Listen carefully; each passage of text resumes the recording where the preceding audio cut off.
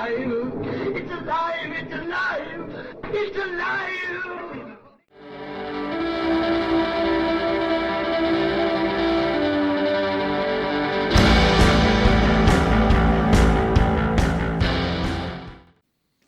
Hello and welcome to Alive After Reading. I'm your host, Tim Niederreiter, and with me today on a semi-janky audio day is a new guest of the show, whose name I should have asked to pronounce at the beginning, but is it Sarah Kades? Sarah Kades. Kades, Sarah Kades, welcome to the podcast. Kades, yep. Well, Thank you. I'm happy to be here. It's good to have you, and you're a fellow Midwesterner in origin, but anyway, Sarah, yes. What sort of stuff do you write, and where would you, what kind of books have you got out there? Yeah, I just had an eco thriller release. So I write fiction. I write narrative nonfiction. I wrote a police memoir with a active duty homicide detective. I write poetry. I write environmental consulting reports. I'm a super big nerd. So I write a lot of stuff, but lately I've been focusing on eco thrillers with pretty strong romantic elements. Oh, cool. Yeah, I mean, I write predominantly science fiction and fantasy, just to put my credentials on the table. But I have some nonfiction in me, I'm sure. It's just, I don't think you mean narrative necessarily. Well, that's, I love how art, I love literary art. Like, I love this art form. I love words. I love how they can be so accessible. And sometimes I love nonfiction. I actually read more nonfiction books than fiction books. I'm kind of embarrassed to admit. But sometimes they're super dry, and they don't have to be, right? Because the content's always interesting. And so that's what I love about narrative nonfiction, that it can really take engaging, amazing content and make it accessible to people who aren't, make it accessible to regular people. So that's why I love writing narrative nonfiction. But fiction. And I love writing series. So the book that just released, Wild Not Broken, is book 2 in this series. And I actually find writing fiction harder than nonfiction, which when I've said that before, but some people are like, what? That's crazy, Sarah. But I actually find fiction, I love it, but it's trickier for me to write than nonfiction. Nonfiction, like, everything's there, but fiction, like, you're talking to your muse. Yeah, I see that as that reasoning makes sense. I was gonna say, which one did you start with? Did you start writing nonfiction, or did you start writing fiction?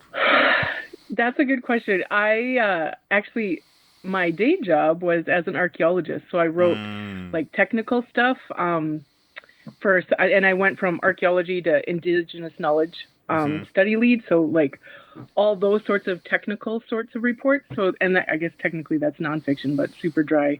Yeah. We had to write it super dry. And then actually a writer buddy in Winnipeg actually mentioned I should give fiction writing a try, and I love reading.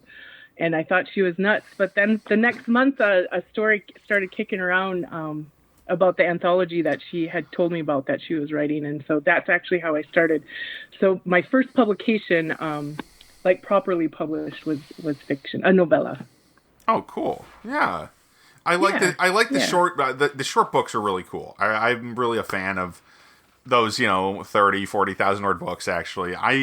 As much as I enjoy reading, great big fat fantasies, like I'm reading the Heroes right now. I like those plenty, but I like, though actually I'm not a huge fan of some of the biggest fantasy series, like The Wheel of Time, not my favorite thing in the world, for example. But anyway. Yeah. Do you actually find your attention span shorter than it was like a decade ago? That's hard to say. I mean, I was, because I have ADHD and I'm medicated for it. And I've been medicated for it for almost 2 decades now. So I feel like my attention span actually has kind of gotten, I guess, a little shorter. I mean, I can tell because my writing sessions get shorter mostly. Yeah, because I guess a casualty of fiction writing for me has been the type of fiction I can read has actually shrunk, and my attention span has shrunk, and so I know some of my other writer friends have reported similar anecdotal patterns that they've noticed. Yeah, so I just wondered about you. Yeah, no, that's actually a my really attention good question. span is shrunk for sure. Yeah, I know. You know, you say it that way. I've definitely because I started writing when I was like 13 or 14. I wrote my first novel. That's amazing! Holy smokes! Yeah, Awesome. so it's been a while. It's been a few years since then, and That's awesome. and you see, I noticed a lot of stages since then because over almost 20 years now. So it started cool. out. It started out with at first when I was a teenager, and I was like, okay, I could write a book. I could do better than this. And that's because I was one of those I could do better than this writers. There's always that. I think there's two predominant kinds of writer who start when they're young anyway, like me, like I did. I think they're the ones that are like, this is so cool. This is so cool. Let me do another one like it.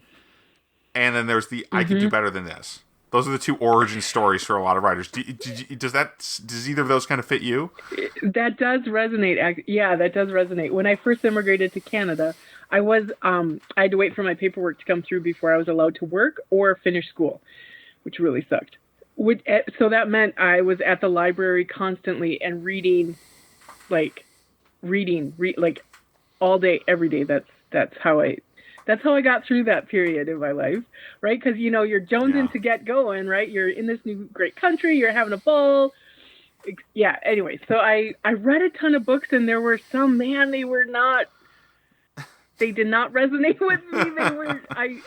And so as I'm reading these, I'm like, this got published. Like, somebody published this and like believed in this book, and I it's not resonating with me. I think I could write one that resonated with me more than this one is.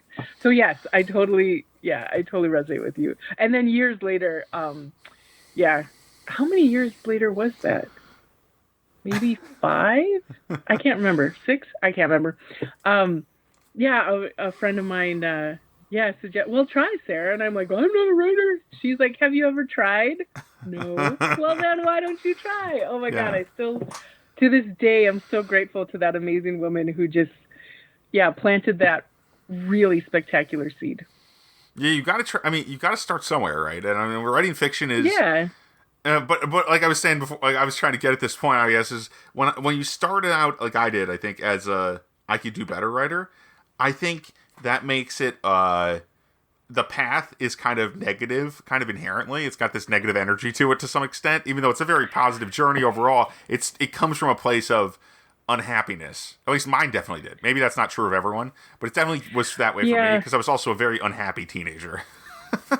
I would just sprinkle in there that sometimes we need a catalyst to point us in the direction that we need to go in. Yes. And if we don't listen to the more gentle catalyst, then, I'm a firm believer the universe is going to send us whatever catalyst we need so that we finally hear. So in your case, if you needed to hear something, in that, you heard the message and you went down that path. So I wanted to be a writer for a while before that, but then I'm like, what am I doing? I haven't started yet. I got to go, I was 12 or whatever. And you did, and man, you've been writing for 20 years. That's awesome. not quite cool. 20 years, but yeah, almost. Coming up on 20. Yeah, I think this might be the 20. It's either the 19th or the 20th year. I forget. I get mixed up. That's cool. The exact year I started, but anyway, I'm sure if I did the math, I could eventually go back and figure out what happened. But I'm not up for that. And there's to be no math tonight. So I was just gonna say I was told there'd be no math. I just wanted to make it. I said it my way. Anyway, I did it my way. So so Sarah, you've got your eco thriller, I guess. Series here. What is it? What makes you like series so much? I guess. You said you like series. What makes you say that? I do. I guess? Yeah. Well, I love reading series, and it's because I fall in love with characters. Because when I find characters that I really resonate with, whether I'm reading them or writing them, I just want to stick around, right? Like I want the relationship to keep going.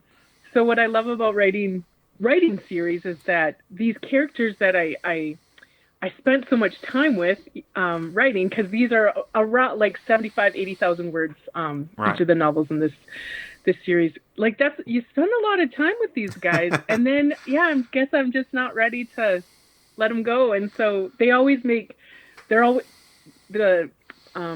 like the lead protagonist. Like I always have a couple, right? The male and the female. Yeah. They the leads in one book will always be the secondaries in the series. Oh, okay. So like a real like an actual romance series. Yeah. Like a lot of those do that kind of thing. Yeah. Well, actually, it's the thread is the adult. They're all adult siblings. Oh, and okay. That's the connecting thread. So it's each of their journeys. And of course, there's like danger and espionage and really bad family members that they have to deal with and come together and help each other through. Like, actually, I put them through. Well, I shouldn't say I put them through, because sometimes writing feels like channeling more than like making stuff up. They just they take me along for a crazy ride, and I absolutely love it. But I always love including the romantic element, because for me, like, that's so universal, right? Like we've all fallen in love, whether it was actually in a partnership, like in a relationship, or unrequited or whatever. Like we've all loved romantically. We all have like those friends that like we don't know what we do without them, and family members. That have stuck with us, and you can always call up, your brothers and sisters that you can call up, and so that love to me is so universal, and it strikes so many different notes. It resonates within all of us differently, and so what I love to do when I'm writing is try to create a reader experience where there's like I want to say a symphony of emotion within them, right? Like there's highs and lows, and like it just works. At least that's what I strive for. That the reader experience, emotional experience, just works. That's what I want. Yeah, that's a really good way of putting it. Let me just put it that. I really like that perspective, especially because I've often struggled myself with why I always put a romantic subplot or kind of a romantic main plot in some cases into the book I'm writing, or to the series, the different series I've got going. And I don't know, but I want one there, but I've never understood why. And I think you kind of crystallized it a little bit for me. Yeah, it makes sense.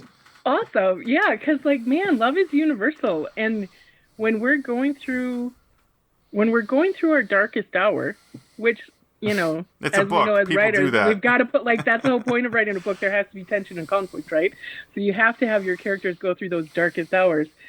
When you're going through your darkest hours, what gets you through that? Whether it's the love of a significant other, family, friends, that person or those people that, man, like you would walk through fire for, and they'd walk through fire for you. That's when, at least for me, I feel like I can really tap into something important within the reader. Or I dare say hook into something important into the reader. And so the reader can connect at like an emotionally visceral level. I guess emotion and visceral are, no, they're opposed. But it makes sense. It makes sense. It's like, because there's both of those things might sound like they're separate. One's a mental activity, or a mental, spiritual, whatever, emotional activity, you might even just say, and the other's, of course, physical, visceral response. But they go together, and they're connected. Yeah, and like, I guess I went to an amazing talk by the author Craig DeLuey at a conference up here when Words Collide, and he talked about your brain on reading. And I had done some kind of preliminary research on the topic, basically what's going on in our brain when we're reading, and how our brain doesn't differentiate whether we're visualizing something like that we're reading, or in meditation, or like actually experiencing. And I'm like, man, that's why I love when I really connect with a book, and why it lingers so long within me, is because it's like I have that experience myself, right? Because my brain could vividly picture it in my head. I love that. And I know how I have felt after reading the books that really made me feel something. And I want to recreate that for readers, because it's really cool. It's good times. Yeah. I mean, and sometimes it does mean your characters go through hell, because I mean, in fact, in my case, it almost always means that. It's a couple of my books, and I realize, like, I like it when the main character gets hurt. It's actually very cathartic. It makes me feel better about everything when my main characters get beat up throughout the course of a book, and like physically in most cases, which is, I mean, it's no fun for them, But hey, I mean, my longest books were kind of sequences, and could be boiled down to sequences of the main character getting the main character's different injuries. Yep. You know what? And I love flawed main characters, right? Because none of us are perfect. Yeah. And what I find really fascinating is none of us are perfect, and when you can show up in a relationship, whether, again, romantic, friendship, family, whatever, when you can show up and love someone as they are, straight up as they are, flaws, ugly crying and everything, there is something, again, universally awesome about that. At least for me it is. And perfect characters, man, like, I guess to me they're boring. No, I'm not a fan of Superman. I don't need Superman anymore. I mean, there's some good things about that character, but that's the kind of character that's like, okay, I mean, depending on the depiction, this is not my favorite kind of thing most of the time. Yeah, I need texture. Yeah, I need texture. And actually, I will admit, writing that narrative nonfiction with the active duty homicide detective, that was a really, that was a dark project. The book is very light. And uplifting, and the point of that was to glass half full, kind of like the transformation that can happen after trauma, that sort of thing. But writing it for me was like, oh man, like that. I went to some dark places when I was writing that, but that busted open something inside of me. So now the fiction that I write, I actually take more risks, and my characters are more flawed, and they're more damaged. If I kind of hate that word, but we all know what we resonate. We can resonate with that too. So it's fun. I love writing these characters. So moving back, that's why I do series. No, that's a great long answer to a simple question. I mean, definitely, that's a better answer than that question deserved. Honestly, it's awesome, excellent. But I have a hard time writing series, and I often kind of, because I'm not actually a big series reader. It's a weird. I've read, the longest series I've read lately was like 3-4 books. I don't read I'm not one of these endless series readers. I like to kind of get the story done, because I have such a kind of eclectic taste when it comes to the kind of stories I want, and most of the ones I read don't do everything I want all at once. Does that make sense? Yeah. Like I'm reading this book. It does. I'm reading this book called The Heroes, which is like it's this fantasy novel, dark fantasy, so kind of Game of Thrones kind of subgenre, but it's all set around a single battle, a single multi-day fantasy battle in this one hill. Yeah. And I just got through the first battle scene, it's also part of a series. But it's also kind of a standalone, so it's one of those standalone sequel kind of things. And one of the cooler parts about it, actually, I just want to say this, but it's so dark. It's like I don't want to always be I don't want to stick with that world for so long. I did read the trilogy that went before it, but that took a while. You know what I mean? Like I can't just mainline this super dark fiction. And one last thing about that book, though, because this is going to be kind of in lieu of my regular reading session, because I don't really have enough direction in my podcast right now for that. Sorry, listeners. But all good. I did finish reading the first fight scene in that book, and it is like being in a rock tumbler. You were saying before, Sarah, about how it's visceral. You experience it's like you're experiencing it yourself. And this fight scene, it's like 30 barbarians just battling on a hill. and because they're just the scouts for the different sides of the battle. Yeah. And it is just so chaotic. I mean, this guy, Joe Abercrombie, the author of this book, really got into it with how chaotic a fight scene should be when it's just a brawl, a bunch of guys with swords and axes and stuff. And it's so nasty, but also it makes perfect sense. And I've never been in a fight with a sword or anything, but I've had a few dust ups in the past, and I remember how adrenaline gets going when you're slugging it out, and it is not, and it felt about right. Let me put it that way. It's wild. It's wild. And only when I was younger. I haven't punched anyone in a long ass time, but whatever. I'll go back to the series. I really love the satisfaction of writing it so a reader can pick up any single book in the series and understand what's going on, have satisfaction, but again have those linked characters so so if they want more in that family, that world, that whatever, that they can keep quenching if it hits, right? If it hits for them, they can keep quenching it. But I do agree with you, like being able to be satisfied with a standalone, like finishing a book and being satisfied, and like, yeah, that was a solid meal. I got I'm satisfied. That was awesome. I'm satisfied and can't wait to have another bonanza like this again. There's a trend now. There's a trend now to treat books like they're a TV series, and I want them to be more like a movie series. Just put it that way, because they're so big. They've a lot. An 80,000 word novel has at least as much story as your average Hollywood film, if not a lot more. And and page count wise, we're talking like 300 pages there, and 80,000 words is like at least 300 pages, right? I think it is. I no math tonight, but it is. Depending on the number of words on the page, it's a lot of pages. And a Hollywood screenplay is like 150 pages long. And granted, there's a lot of stuff that doesn't actually go on the page that ends up in the movie, but that's still a vast deficit in the favor of the novel as far as how much can go in there story-wise. Especially because some of the stuff you can summarize stuff very quickly in the novel too, depending on how you write it. Yeah.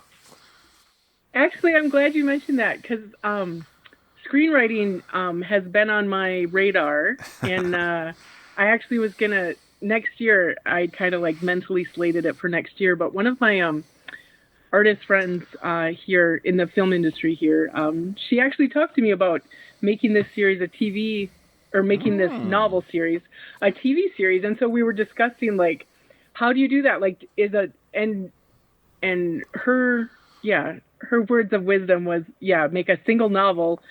Like the first season, like the first novel, the first season, second novel, second season. And then and if they're 1 hour episodes, 6 or 8 episodes per season-ish, depending on funding, of course, that gives you more wiggle room, right? Like more wiggle room to work with, instead of trying to cram a full novel into an hour and a half movie. That's not, and that's why that's not how it works. Come on. Even relatively short novels, Yeah. But if you can cram it into an 8 hours of episodes during the first season, okay. That's not as much of a cram. Yeah, more satisfying to the viewer. Exactly. And there's room to fool around a little bit there too. I mean, there's some room to play. You've got wiggle room. That's what I was looking for. Yeah, totally wiggle. Yeah. So so I'm learning, not as quickly as I'd like, but I'm learning the craft of screenwriting, and the beauty of telling stories through picture, and just I love storytelling as an art form, and I had I'm currently with writing, but I'm really excited to just spread your actually wings, expand and explore and go play and see what happens. Yeah, absolutely. Yeah. It's funny because we just talking about TV, but I have been writing serial fiction lately a lot for this Kindle Vella platform, which is only available in the United States as we speak. But who knows? I'm sure they'll expand it soon. It is Amazon. They're like the octopus. They're everywhere. Maybe it's a giant squid. Anyway, what is it up with me and squid lately? Anyway, I've been having squid on my mind. So anyway, that's a deep cut. That's one for the people who've been listening to me on my guest appearances as well. See the recent episodes of Just Joshing. Anyway, so my point is, though, that I've been doing that. It's a little like TV, but I was like, at first I was thinking, do these have to be like as long as a TV episode? And I realized, because of these episodes, they almost can't be long enough to be like a TV episode's worth of story, because the maximum is 5,000 words, and a TV script is pretty long compared to that. A 45-minute TV script is like literally probably twice that long in word count. Yeah. Just by my estimation, it's like 10,000 words. I think it's like about a page per minute of film. Yep. Ish. Yep. I think. Yeah. So like 45 pages, pages, which is, and it's reasonable to assume that, and I don't know. That's the crass math is it's like 9,000 or 10,000 words. I've worked it out before. Yeah. But, or maybe a little less because it is a screenplay. But I gotta say, the shorter chunks, at first I was like, I'm uncomfortable with doing this but I'm doing 10 serials at once. I've got my own little network of serials that I'm doing. Oh my goodness! And wow, I release 4 episodes every weekday. Whoa! And this is my plug. That's hardcore.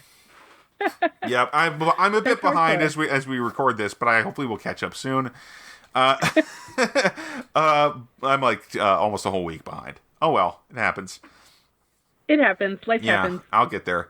But the thing is, these episodes are short. They're like 3 or 4 pages a lot of the time. 2 to 4 pages, somewhere in that range. And yet I find that I can deliver a punch in that time frame. How long do you think a story? How long does it take you? I mean, obviously different genres, right? You're not necessarily doing a fast-paced like heroic fantasy type thing like I am.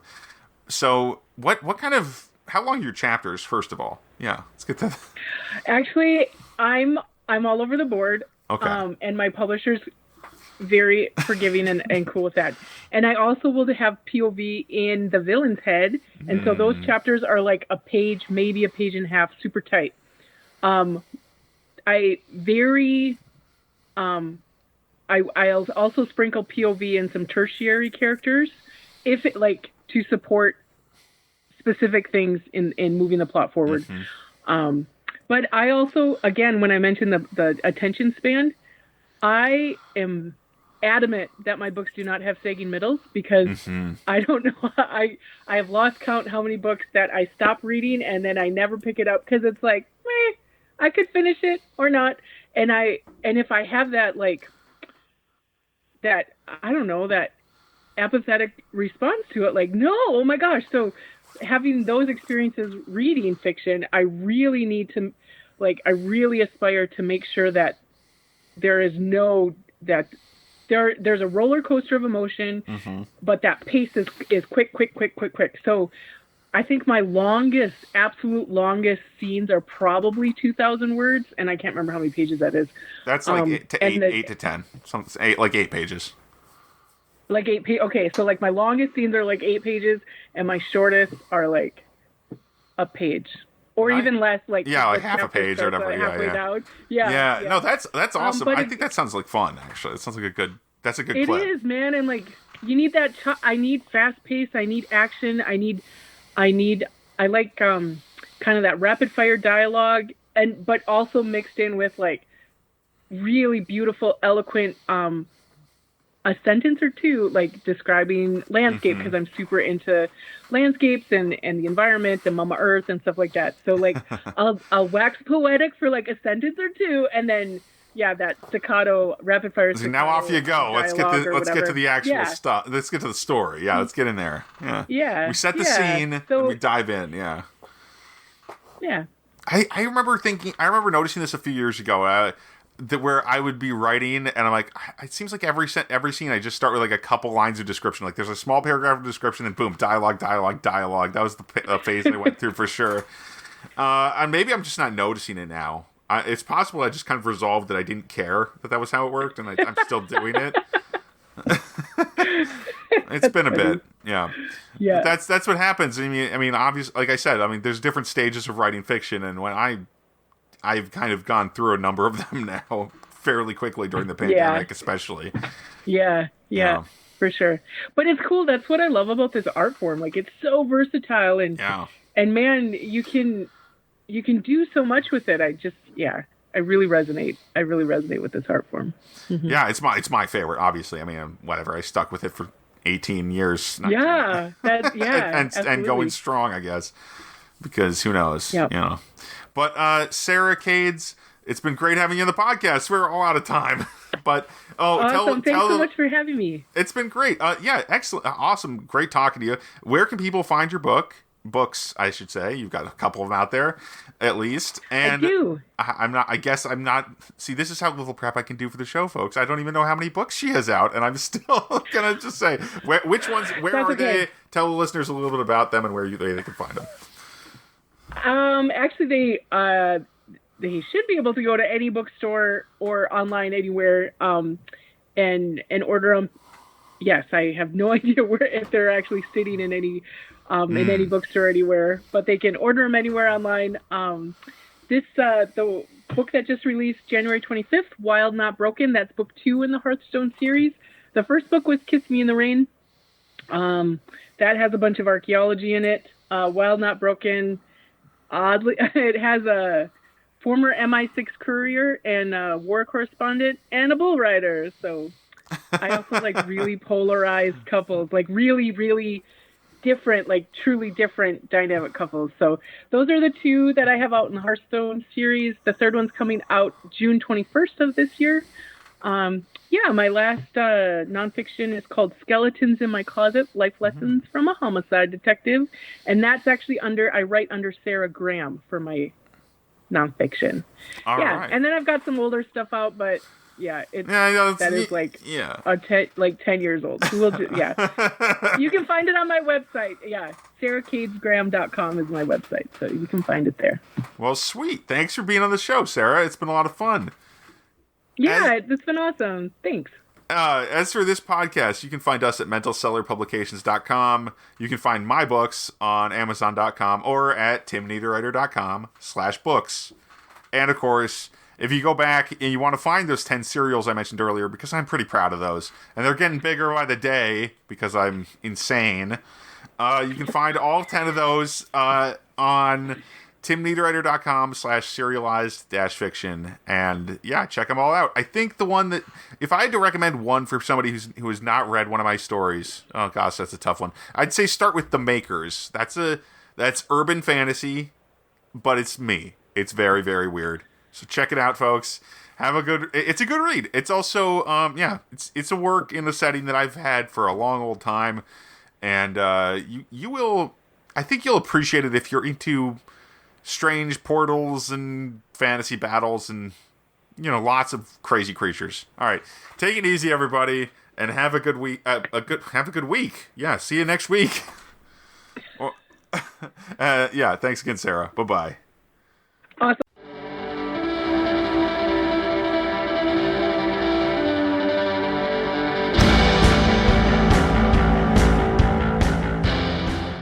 That tears it.